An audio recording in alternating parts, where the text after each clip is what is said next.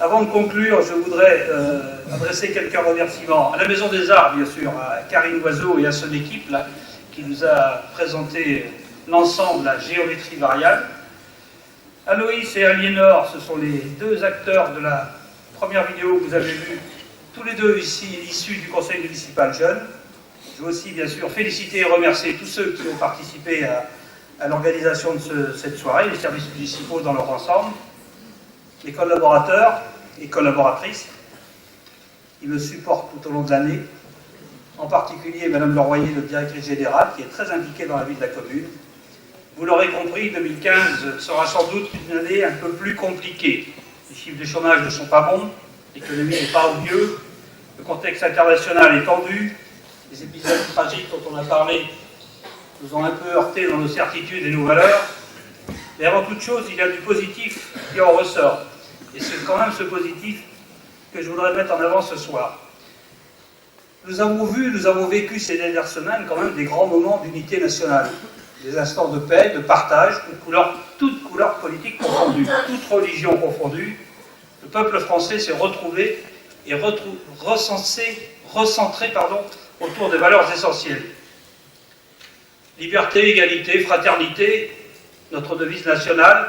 Je crois que ces trois mots ne doivent plus être que des inscriptions sur le fronton de nos mairies. Ils doivent et devront être mis en avant tous les jours. Périclès a dit, il n'est point de bonheur sans liberté et de liberté sans courage. Je crois qu'il est temps de le prouver. Au-delà de ces événements, la crise a également un pour effet de nous recentrer sur nos besoins essentiels.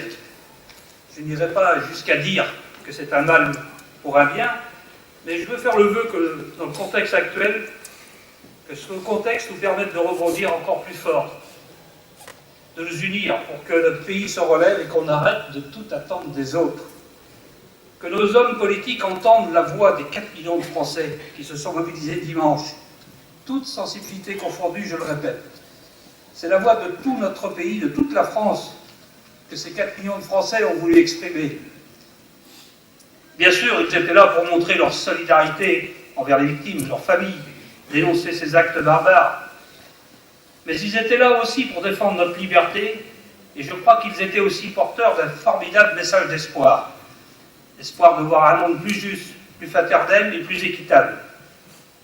J'espère du fond du cœur que les très nombreux dirigeants, les très nombreux chefs d'État présents, nos responsables politiques, les auront écoutés, mais surtout qu'ils les auront entendus. Mais j'espère aussi que nos dirigeants, quels qu'ils soient, sauront apporter des réponses qui nous permettront de continuer à vivre en paix, et que notre devise chalandaise, id viam prosperitatis et pacis, c'est-à-dire dans la voie de la prospérité et de la paix, prenne tout son sens pour notre commune, mais aussi pour la Vendée et aussi pour la France.